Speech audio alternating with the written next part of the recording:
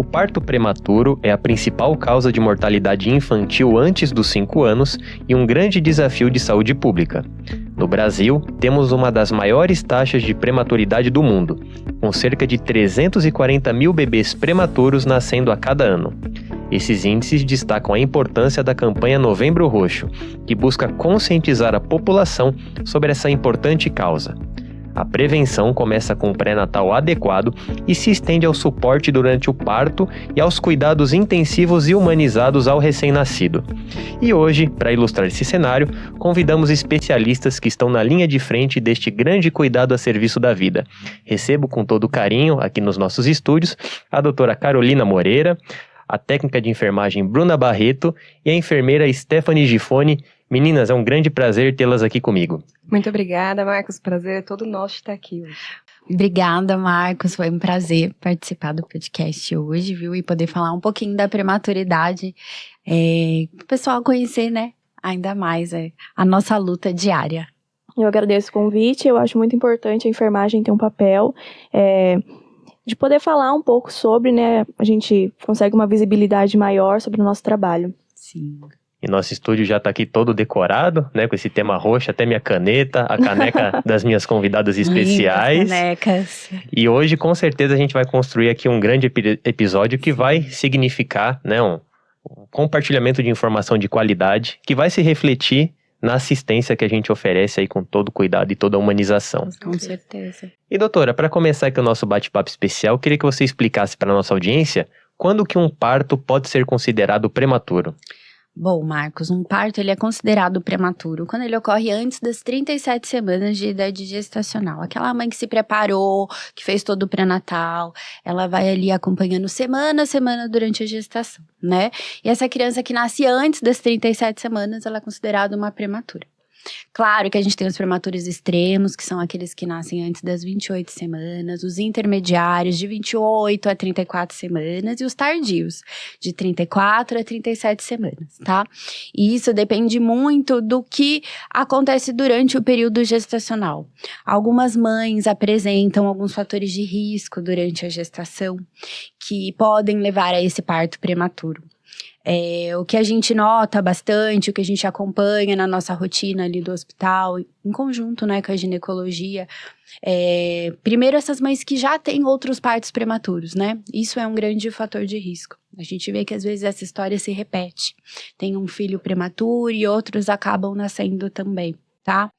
Algumas comorbidades, algumas doenças que se agravam durante a gestação ou aparecem nesse período gestacional, que é a hipertensão, quando ela se agrava, ela pode virar uma pré-eclâmpsia que predispõe a um parto prematuro, a diabetes. Tá? A diabetes gestacional também é um fator de risco importante. Algumas incompetências istmocervicais, o que é isso? Alteração ali do colo do útero, que faz com que essa mãe não consiga evoluir com essa gestação, né?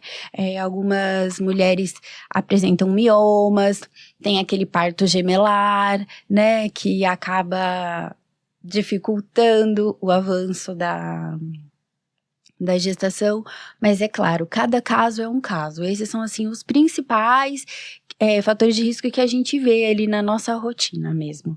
Mas depende muito de um acompanhamento adequado, né, do pré-natal, que interfere bastante em tentar evitar a prematuridade, né, ou buscar ali causas que a gente consiga retardar essa prematuridade. E Bruna, você como técnica de enfermagem, como é o seu dia a dia assistencial, o trabalho da sua equipe, né, sempre em conexão com o corpo clínico para oferecer aí o atendimento mais acolhedor possível?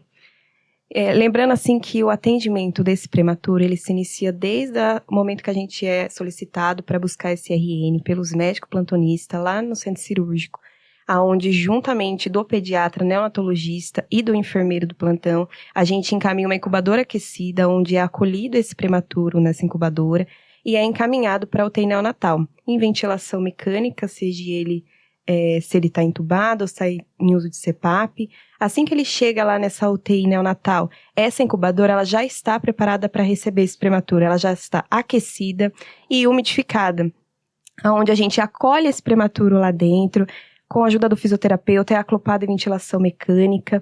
E a gente prepara esse prematuro para iniciar a passagem de um catéter central pelo médico. Que, na verdade, esse catéter central é o que vai ser responsável pelas medicações, por soro, por uma nutrição parenteral. A gente, como técnico, passa uma sonda orogástrica para poder estar realizando ali uma drenagem gástrica com autorização médica, conforme é solicitado. Após todo esse procedimento inicial, ele é monitorizado também com o oxímetro, a PNI, que é a pressão arterial que a gente vê, e os sensores de temperatura também.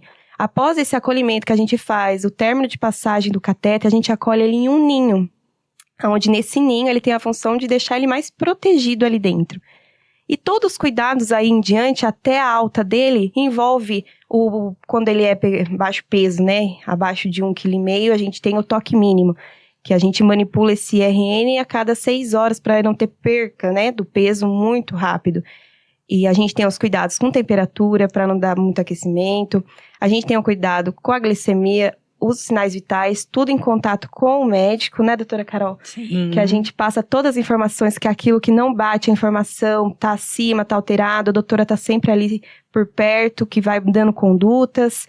A gente tem o cuidado com o banho desse prematuro também, que a gente tem uma escala a ser seguida conforme o peso, idade gestacional. E muitos cuidados que é infinitos, né? São cuidados pequenos, de trabalho de formiguinha, que a gente consegue com muita satisfação ver resultados assim que eles têm uma alta para o quarto, né, doutor? O trabalho delas é fundamental. Quando a gente solicita a incubadora, você chega na UTI, Marcos, você já vê a equipe inteira ali do lado da incubadora. A incubadora prontinha, os nossos materiais. Elas são treinadas, assim. É até bonito de ver.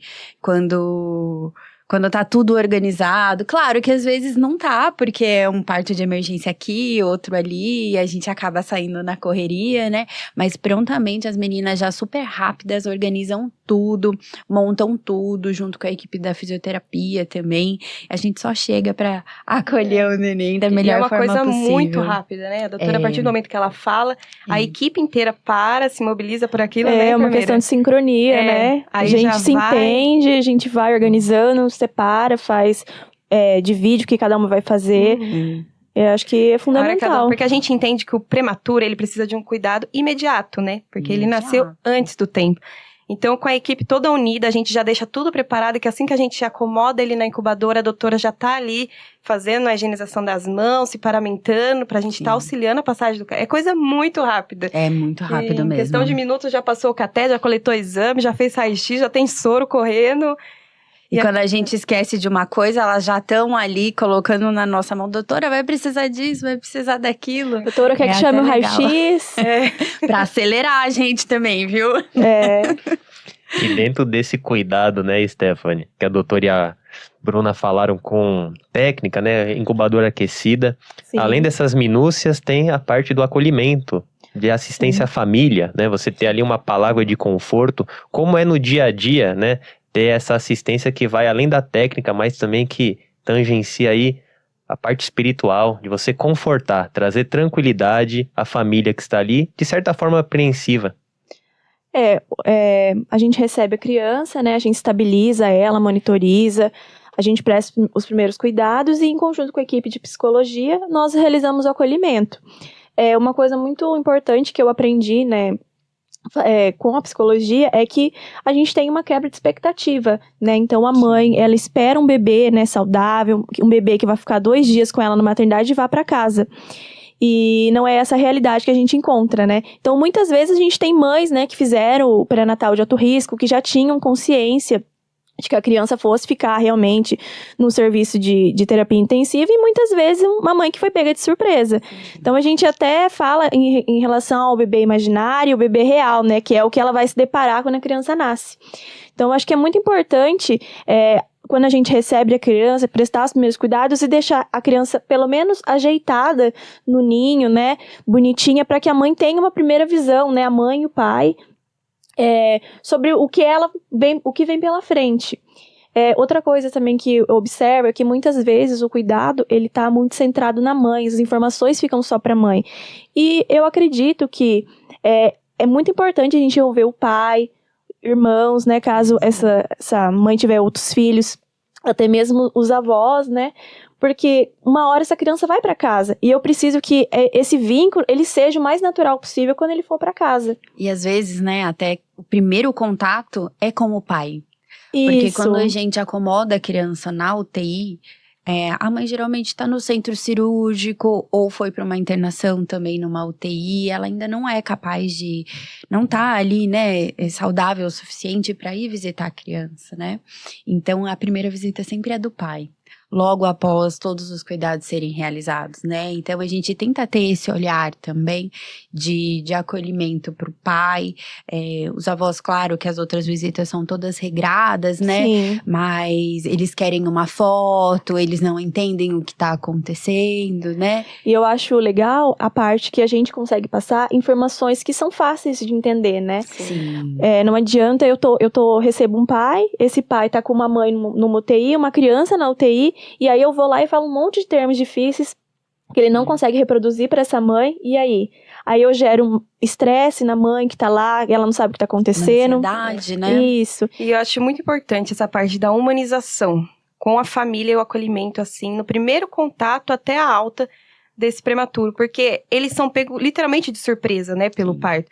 Às vezes a doutora às vezes avisa que tem mãe que tá vindo porque vai ser um parto prematuro, então assim, às vezes ela tá numa casa, do nada vem para poder ter esse parto prematuro. A gente vê no pai e na mãe que eles não sabem nem por onde começa, Sim. como que funciona. E também tem a esperança, né, que tem muitos pais, a maioria deles que tem uma esperança assim, não dá nem para mensurar, né? Isso por um lado é bom, porém tem uns pais que não conseguem assimilar tudo que tá acontecendo, né? É uma coisa muito nova, às vezes um prematuro muito extremo fica bastante tempo. Sim. Então, assim, é um passo assim de cada vez que com o auxílio da equipe, psicologia, o médico e também passa ali as informações pro pai, eles acabam se sentindo mais acolhidos. A gente sente isso, que depois das próximas visitas, eles vão se sentindo mais confiantes de que vai dar tudo certo, né? Tanto que no nosso serviço a gente até disponibiliza um panfleto, né, falando dos dispositivos que a criança tá, horário de visita, a gente explica, ai mãe, olha esse caninho que tá na boca do bebê, é a sonda, é onde ele vai fazer a dieta, porque eles não entendem. Então a gente precisa ser o mais simples possível e adequar para a realidade. E às vezes todas as visitas a gente vai precisar ficar repetindo sobre isso, explicando a mudança dos dispositivos. Às vezes é o pai que vai na visita, não é a mãe, ou os dois juntos. Então você falou para um, você tem que ter o jeito de repetir e falar para os dois. Sim. É um cuidado, não só com a criança, mas ali com a família, porque é difícil, assim, é o amor de alguém. Às vezes são mães que estão terceira, quarta gestação e ainda não tem um filho e cria ali uma esperança. Então a gente tenta trabalhar nessa esperança também a nossa realidade de dificuldade de manter um prematuro, mas também trazer eles para a realidade de que hoje em dia isso é possível, vamos lutar, vamos tentar.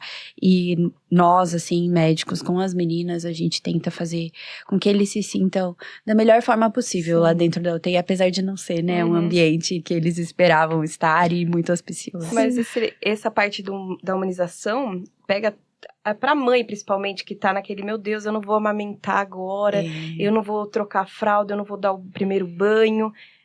A doutora libera a colossoterapia que é feita, né, doutora? Sim. Então, essa mãe já se sente assim... Como que funciona essa A gente, como prática? técnico, a gente orienta, né, essa mãe sobre a ordenha do colosso, que é o leite, o primeiro leite que desce para essa mãe. E a gente faz 0,1 ml no cantinho da boca desse prematuro. Para a mãe ver aquilo, a mãe fala, olha, hoje eu consegui dar uma gota de leite pro meu filho, né? Então aquela mãe, ela já vai com uma esperança diferente para cá. Tipo, agora eu tô fazendo alguma coisa por ele, né? E a gente tem os horários da dietinha lá, que são a cada 3 horas que a gente coloca. A gente vê que, nem que seja para 0,1 ml, a mãe tá lá de 3 em 3 horas, né, doutora? Né? E a gente reforça sempre que o que elas estão fazendo é excelente, que não tem problema, ela conseguiu 1 ml, tá bom, a gente vai passar 1 ml. E se não conseguir, tudo bem também, a gente tenta de novo e vai tentando até a hora que conseguir. E a gente vai ajudando, porque tem vários tipos de mãe, né, para poder estar fazendo a amamentação. E como a amamentação é mais difícil, assim, porque o prematuro, ele demora ainda para ir para um peito da mãe, né? Então, é liberado o quê? O leite materno para essa criança, onde a gente orienta a mãe a ordenhar o leite materno e a gente instala para correr na sondinha que a gente passa na criança. E tem mãe que tem mais dificuldade para ordenha, tem mãe que tem Sim. um leite, demora um pouco mais para descer, mas a gente sempre tá dando uma solução ou outra para tentar não desanimar aquela mãe, né? Para a mãe ver que é possível. A gente já viu casos de mãe que não conseguia ordenhar e depois ordenhar até mais do que a criança precisava, sabe? Então é um trabalho assim, devagarzinho, que a gente, com ajuda, vai ajudando a mãe e também colocando a cabeça da mãe que é todo momento, ela passa pelo estresse, né, do parto prematuro, ela fica naquele que tem mães que não são da cidade, então tem o estresse de vir de condução para cá. Passa Então, um dia inteiro, pode às ser vezes, que esse com a leite, gente. às vezes, não venha com tanta intensidade, porque mexe com a parte também emocional e psicológica dessa mãe, né? Então, com o conjunto, né, da equipe, a gente vai conversando com essa mãe e a gente vê que essa mãe vai começando até a produzir mais leite, porque ela começa a entender o processo, né? Porque às vezes a mãe acha que é a primeira vez que vai ordenhar, né, Carol? Vai sair assim. Horrores. Horrores. E aí não. é importante a gente orientar, que na primeira vez é pouquinho, orientar também em relação ao estímulo em casa, né? Às vezes elas vêm 2 horários, que é tirar o leite, e não consegue, porque elas não Sim. fazem o estímulo em casa. Acho que a orientação é fundamental, né? Pra gente conseguir ter aí uma continuidade da amamentação, que a mãe consiga. E elas ficam tanto com a gente lá, às vezes são internações prolongadas, né? Que elas já sabem a nossa rotina. É o plantão da Stephanie, é o plantão da Bruna. Hoje é a doutora Carol, amanhã é a doutora Michele, depois é o doutor César. Elas já sabem quem tá ali cada dia, sabe? De tanto que elas participam do que a gente vive ali dentro todos os dias. E a gente vê que o trabalho em equipe, quando ele funciona, a gente vê que a mãe, ela quebra aquela barreira, né? Por mais que ela tá passando por tudo aquilo de os processos da prematuridade, da criança, ganha peso, perde peso, entra dieta, vai para jejum, né?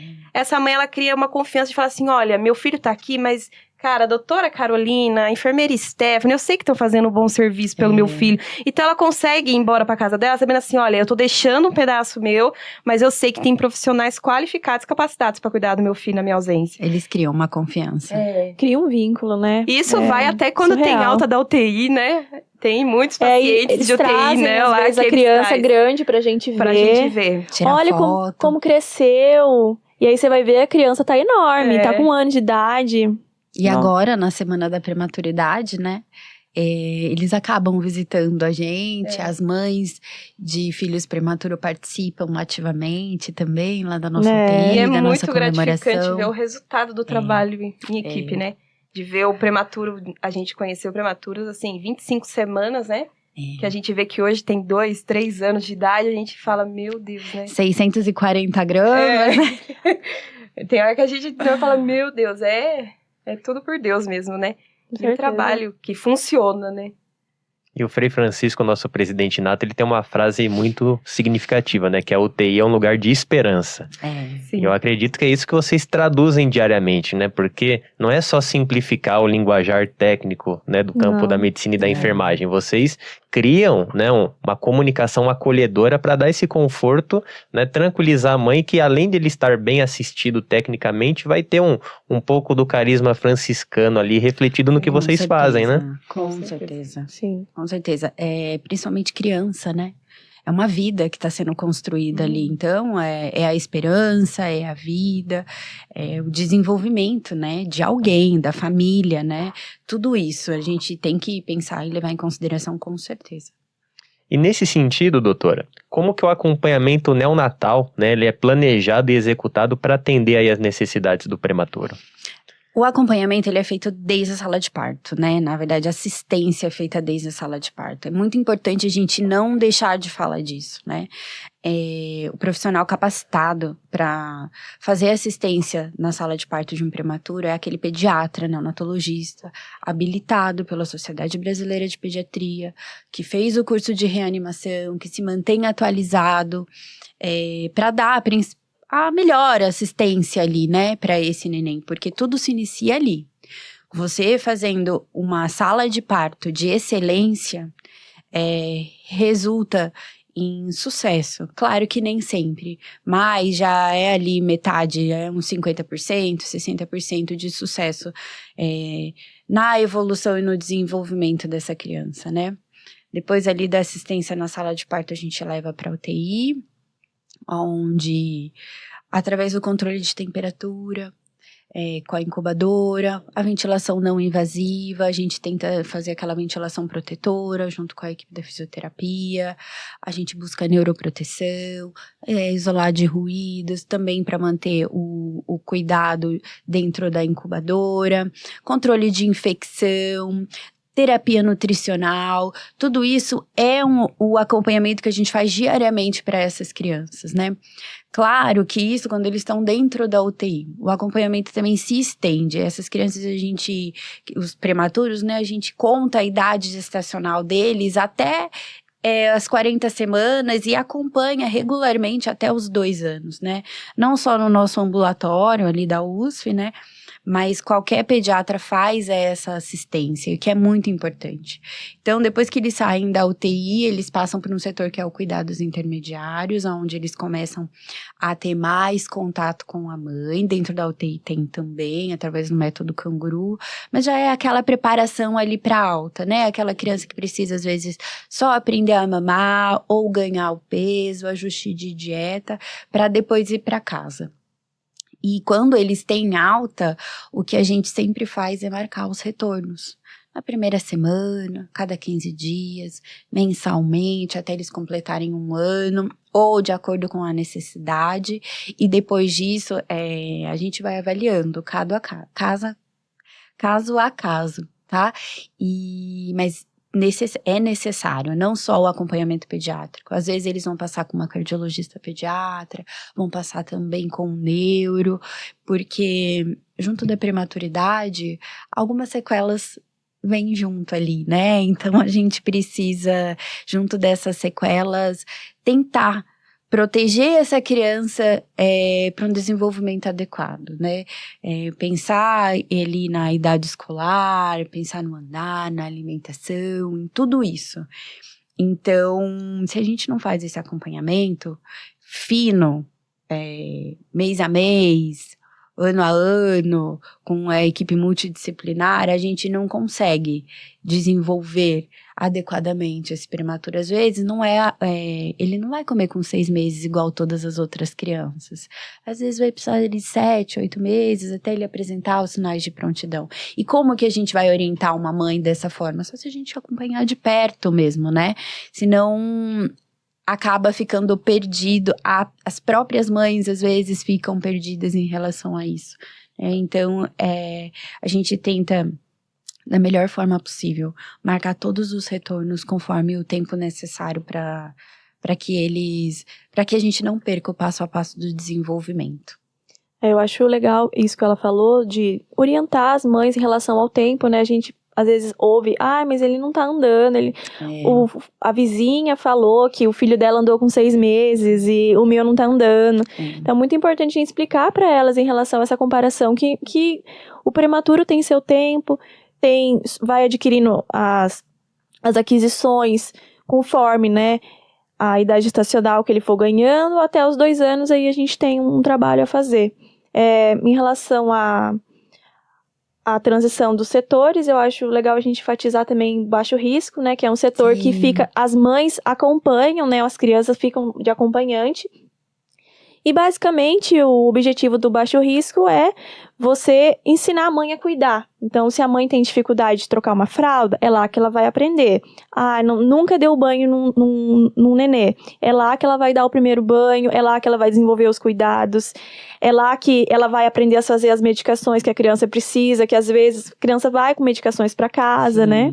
Então, é lá naquele ambiente que a mãe vai desenvolver. E vai criar um vínculo melhor, né, com a criança, com o filho. O simples trocar a roupa, uma fralda, às vezes elas são tão jovens que elas pedem ajuda, né, Stephanie? A importância disso é porque as mães de prematuro, eles têm medo, né? Eles têm insegurança é muito pequeno, em pegar, eu tenho medo de pegar, parece que vai quebrar. Então, todo esse passo a passo de vai para os cuidados intermediários, vai para o baixo risco, aquela mãe, ela tá sendo preparada para poder ir para casa tranquila, né? Da melhor forma Da possível. melhor forma possível e saber que os cuidados, igual a gente tem, às vezes, prematuros, que precisa de um dispositivo, outro quando vai para casa. Sim. A gente auxilia a mãe também, se precisar fazer uma troca, às vezes está com uma colostomia, a gente ensina essa mãe, para que essa mãe vá para casa sem medo, né? Porque a mãe está acostumada a saber que a qualquer momento alguém vai vir aqui me ajudar, né? Sim. Só que a gente sabe que na casa a realidade não é assim, né? Mas a gente vê que são mães que saem preparadas pra cuidar do seu bebezinho na casa, tranquila, né? Eu acho que uma coisa muito importante ressaltar é a questão do plano de alta, né? A gente trabalhar com essa mãe durante a internação, observar, né, o que ela tem dificuldade, quais são as fragilidades dela, Sim. orientar, né, em caso de situações de risco, o que ela pode fazer, o que ela não deve fazer, para evitar aí, futuras reinternações. Às vezes, a gente entende que tem mães que moram em zona rural, a gente tem difícil acesso ao hospital, a posto de saúde, às vezes é um final de semana, às vezes é à noite. Então, a gente precisa orientar em relação a tudo, desde os cuidados principais até uma criança que fica cianótica, né, para de respirar em algum momento, engasga, então a gente precisa orientar tudo. Acho que é um conjunto, né, uma questão bem multiprofissional, a equipe médica, os técnicos, a enfermagem, parte nutricional também, em relação até à diluição da fórmula, né, que às vezes pega, tô diluindo errado, a criança não tá ganhando peso. São coisas simples, né? Que fazem diferença, Faz né? muita diferença. E a ajuda da psicologia também, porque a psicologia vai trabalhar junto para trabalhar o psicológico daquela mãe, né? Sim. Que aquele bebê a qualquer momento vai para casa e ela é capaz, né, do cuidado daquela criança. Com certeza. Tem a questão da neuroproteção, né, Stephanie? Essa palavra mesmo. é pouco conhecida, né? Mas muito importante. Muito, faz toda a diferença. Então, eu queria que vocês trouxessem para nossa audiência, né, o significado, né, dessa ação no cuidado, né, e do bem-estar do prematuro. Então, em termos mais simples, a neuroproteção é proteger o cérebro do bebê. Então, o objetivo da neuroproteção é, basicamente, evitar agravos neurológicos, seja de curto a longo prazo, que é realizado por toda a equipe multiprofissional e ao longo de toda a internação dentro do serviço neonatal. Basicamente, no nosso protocolo institucional, a gente tem 5 aspectos que constituem a neuroproteção. Um deles é o ambiente curador, então é a questão do controle de estímulos sensoriais, barulho, cheiro. Às vezes a gente nem se atenta em relação ao cheiro, vem super perfumado trabalhar e tudo isso faz diferença. Às vezes a gente pega a criança no colo, a criança fica super estimulada com cheiro, com barulho, com luz, tudo isso faz a diferença. Outra coisa é em relação à proteção do sono. Então, dentro do nosso serviço, na UTI, a gente pega alguns horários específicos do dia, em questão assim, de 1h30 mais ou menos, e a gente apaga as luzes, a gente reduz o número de atividades, de barulho, de tudo, e deixa eles dormindo um pouquinho, né? Às vezes eles são muito manipulados e a questão do sono é super importante. A gente também tem em relação ao posicionamento e manuseio, então, como a Bruna falou, agrupar cuidados, trabalhar o ninho de conforto, né? Então, dentro do nosso protocolo institucional, a gente tem 2 tipos de ninho. Então, a gente tem o ninho em O e o ninho em U. Então, o ninho em O a gente vai usar para prematuros extremos, né? Baixo peso. Menores de 1 quilo. Menores de 1 quilo.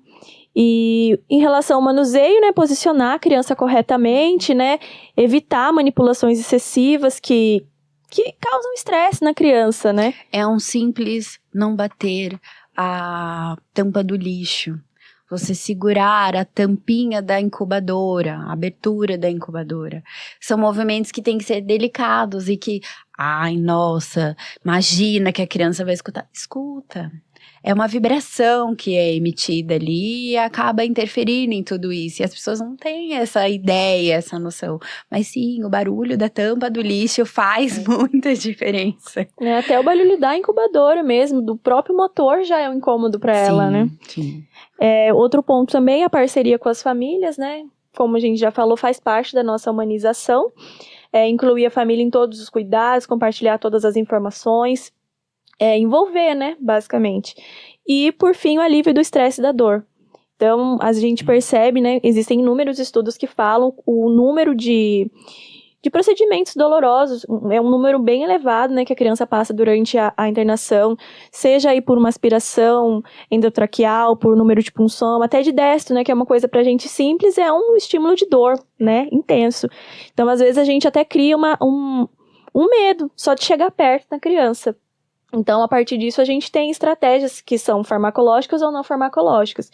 Então, a gente, no nosso serviço, faz muito a questão da sucção não nutritiva, que é botar uma luva na mão e pegar o dedinho e colocar na boca para ele fazer um movimento de sucção, como se ele estivesse mamando. Isso reduz muito a dor, né? Você estimula a sucção e traz um conforto, né, para eles.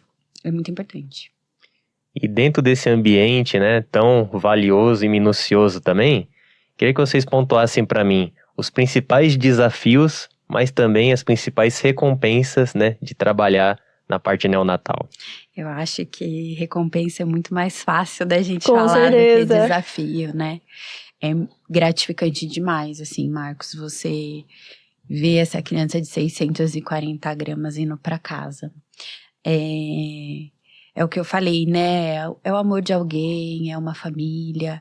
E você participar de tudo isso é muito gratificante.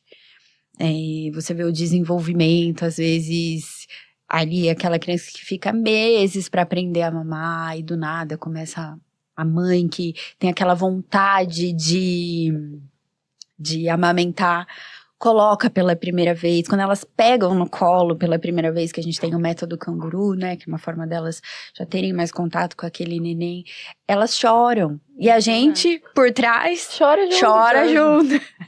Então, assim, é muito gratificante você acompanhar todos os passos, ver aquela criança que nasceu muito grave ou que tá muito grave, em 1 ou 2 dias já começar a apresentar melhoras, você vê o sorriso da mãe, a gente mesmo da equipe falando, nossa, olha a corzinha, como tá melhor hoje, olha como tá reduzindo os parâmetros da ventilação, tudo isso. Aceitou dieta, nossa. E eu acho que como desafio, assim, achar perda bem importante, né, da gente falar, porque é a nossa esperança, é a esperança do pai, de uma mãe, de um irmão, e às vezes as coisas estão indo bem, mas eles são assim como uma bomba relógio, né? E a gente perde muitos nenéns, claro que a gente entra sempre para ganhar, né? Mas às vezes isso é inevitável, acho que isso é um dos maiores desafios. Apesar da gente ter infinitas tecnologias, né? Hoje ali dentro do nosso ambiente, que não eram como antes. Mas acho que isso ainda é o principal ponto ali dentro da UTI neonatal. Você saber conduzir uma perda, você vivenciar esse momento com a mãe, você oferecer para ela o conforto, mas também trazê-la para a realidade ali. A gente... Agora, é uma coisa que nós mudamos muito, né, nesse último ano, desde o ano passado, incluir a família também de uma forma, apesar de ser um momento negativo, de uma forma positiva, para que eles criem uma memória com aquela criança que infelizmente não vai ficar com a gente, sabe? E teve muito resultado, né, menina? Com certeza. Você arrumar um neném, colocar no colo da mãe, levar até ela, deixar eles ficarem o tempo que for necessário ali com aquela criança. Porque às vezes é uma mudou mãe muito. de um prematuro extremo, né, doutora? Que nem deu tempo ainda de pegar no colo, nem pra fazer um canguru, né? E às vezes aquele bebezinho, ele vai a óbito e a parte de humanizar e colocar no colo daquela mãe faz muita diferença. A avó participar disso, o pai. Dar um banho numa criança que a gente sabe que o prognóstico não é bom, né? Não é bom. E aí eu vou lá, introduzo essa mãe, vamos dar um banho? É uma memória que ela vai levar pro resto da vida. Isso é verdade. Até trocar uma fralda. Que tem mãe que fala assim, posso trocar a fralda? Ai, mas eu tenho medo. Eu falo assim, não, a gente vai junto. Eu até brinco, pode sim, o filho é seu. E elas dão risada. Mas é um desafio. Acho que cuidar da vida de alguém sempre é um desafio, né? E ainda mais você cuidar dessa criança, né? Que é uma responsabilidade muito grande para todos nós. E é como a doutora falou, é uma bomba relógio, né? Um momento tá com dieta, outro momento, né, doutora? Tem que suspender a dieta. Um momento tá sem medicação, outro momento tá com medicação. Tem muito altos e baixos. Por isso que é importante o trabalho em equipe, porque essa mãe, ela chega ali para lidar. Aí hoje meu filho, eu sei que ontem ele estava tomando leite, né? Aí chega no outro dia, meu filho já não tá mais tomando leite. Ela vem para ordenhar e tem um choque, né? Tudo isso cria, né? Aquele negócio na mãe que ela fica ainda mais fechada para a situação, né? Sim. E dentro, né, de tudo que vocês já puderam vivenciar, quais as experiências que mais marcaram vocês? Eu acho que um dos meus primeiros plantões como neonatologista, que é esse neném que eu falo de 640 gramas. Prematuro extremo, difícil. Um baixo peso, né? Muito baixo peso, extremo baixo peso. A gente sabe das dificuldades de conduzir uma criança assim, né? Ainda que nasceu de parto normal, tudo inesperado ali pra mãe, pra gente, né? Foi uma loucura. E pegou o livro de neonatologia, teve todas as patologias possíveis durante a internação com a gente. Acho que ele chegou a ficar 2, 3 meses na nossa UTI. E foi pra casa, né? Hoje, graças a Deus, a gente consegue acompanhá-lo. E a mãe vive com a gente ali, manda fotos, mostra o desenvolvimento, vem nas consultas do ambulatório, passa lá, dá um oi pra gente. E eu acho que ele, pra mim, foi o maior desafio. E também, o maior desafio foi cuidar da irmã dele, da mesma forma. E que não teve um prognóstico positivo como o do irmão. Então, você tem o vínculo positivo com a família e o vínculo negativo, né? Então, acho que foi, assim, a principal coisa que eu vivi ali dentro daquela UTI que mexeu bastante comigo e que eu acho que eu nunca vou esquecer dessa família. Mexeu com a equipe inteira, né? Porque foi um vínculo assim, ó. Sem a doutora falar o nome, a gente já sabe quem é. Porque a gente criou um vínculo. E a gente assim, tem um carinho, muito nossa. grande, Carinho muito imenso. grande. E é igual a doutora falou, você vê um bebezinho prematuro extremo, você vê ele grandinho, né? Comendo, você fica, meu Deus. Isso é uma parte muito gratificante, porque não que a gente tá acostumado a lidar com perca, mas a gente, quando pega um prematuro extremo, a gente sabe que as porcentagens, risco, né? não são tão altas, né? Então, o trabalho fica ali, a doutora de um lado, a gente de outro, para que aquela criança mantenha ali positiva para ir, né, se desenvolvendo. Mas é um trabalho bem devagarzinho, né, doutora? A doutora falou quase 3 meses, é um trabalho extenso, mas é muito gratificante ver o resultado. Quando você entra nos cuidados intermediários e a criança tá de roupinha, coisa mais linda, o coração enche de alegria. Você lembra do comecinho, que a criança era um cisquinho, e aí daqui a pouco você passa meses, a gente não vê passar o tempo, né? Não. E aí daqui a pouco você fala, nossa, passa numa visita, 3 meses. Você fala assim, como assim 3 meses? E Passou legal tudo porque tem isso. família que inclui muito a gente, né? Sim. Teve bebês que passaram lá, que passaram por muitos altos e baixos, e ver a mãe chamando a gente, venha ver como tá. Vem tirar uma foto. Vem tirar uma foto. Que eu quero guardar de recordação. Eu vou embora, tô de alta, Tô né? de alta. Até a gente sente o negócio quando fala tô de alta, porque a gente criou tanto assim, né? Aquele momento de todo dia tá junto, vendo, né? Aí fala tô de alta, fala assim, olha, o trabalho deu certo. Todo dia, né? Eu acho que pra mim, uma história assim que me marcou muito foi o nascimento de prematuro gemelar, em que a gente teve que compartilhar, viver a dor com a mãe, né, de uma perda, e viu a outra indo embora pra casa, depois de tanto tempo. Acho que a gente viveu 2 momentos também, né? Sim. Menina, a gente nem viu o tempo passar. Infelizmente, já estamos aí caminhando para o nosso final. Foi tão, né, bacana, enriquecedor, né? Eu sempre tenho uma ótimo aula, né? Eu mesmo. sou muito privilegiado que a cada mês eu tenho a oportunidade, A né, gente de que agradece receber o convite. especialistas, né, especiais como vocês, que trazem além da assistência, né, mas esse olhar humanizado, esse olhar cuidadoso.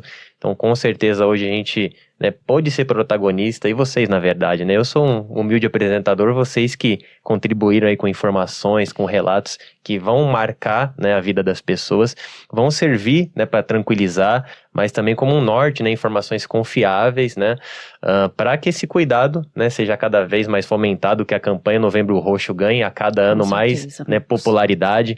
Quem sabe um dia, né, ela tenha o poder de um Outubro Rosa, o poder de um Novembro Azul, é por isso que a gente caminha, né?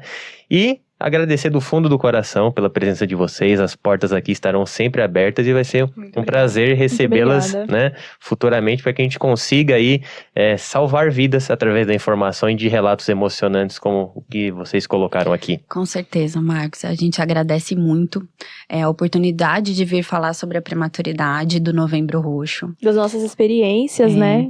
17 de novembro é um dia que a gente comemora a prematuridade, é o Dia Mundial da Prematuridade. Isso é desde 2008, é intercontinental e às vezes as pessoas ainda não têm essa noção da gravidade da prematuridade. Hoje a gente fala de 13 milhões de prematuros, né, no mundo todo. É um número estimado. A gente acredita em maior. E todo ano essa campanha, esse Novembro Roxo, ele traz um slogan, ele traz uma propaganda, ele traz algo que para conscientizar toda a população sobre essa prematuridade. Esse ano é o cuidado não só do prematuro, né, mas também da mãe. É o cuidado materno, é o cuidado neonatal, de equidade para todos, em todos os lugares, né? E eu acho muito importante a gente ressaltar isso, né? A gente só vai conseguir prevenir a prematuridade se a gente oferecer uma saúde de excelência, não só para a mãe, não só para o neném, mas para toda a população em todos os lugares, né, meninas? Com certeza. Eu disse tudo. E eu fico ainda mais feliz porque o HUC Podcast está completando neste mês 1 ano, né, Ai, no que ar. delícia! E a gente participa disso! A gente fez Que bom! aniversário junto. Com certeza, uma honra, né, poder cortar o bolo com vocês Muito aqui, né, comemorar obrigada, que legal. esse projeto, né, que a gente lutou muito para implementar, teve o apoio da nossa sede administrativa. Poucos hospitais, né, quando nós começamos, né, tinham um videocast. Podcasts tinham muito, né, Spotify, na Deezer, mas como vídeo, apenas o Hospital do Sul, no Rio Grande do Sul. Então a gente teve esse pioneirismo, esse protagonismo aqui na região Muito sudeste. legal. É um pouco a marca do Lar São Francisco também, né, de trazer inovações. Hoje, né, felizmente a gente vê outros hospitais, outras instituições adotando o videocast também, os cortes nas outras plataformas. E é muito bom comemorar com vocês, a gente não podia ter uma comemoração melhor. E que a gente, né, que eu possa ter o prazer de recebê-las sempre aqui. E o meu agradecimento em nome de todos os familiares, todos os prematuros também, que vocês cuidaram com todo carinho, com todo amor. E agradecer do fundo do coração, mais uma aula, mais um grande momento que a gente pôde proporcionar aqui para nossa região, não só para Bragança Paulista, mas para os 11 municípios, né? Para toda a região, aí mais de 500 mil de habitantes.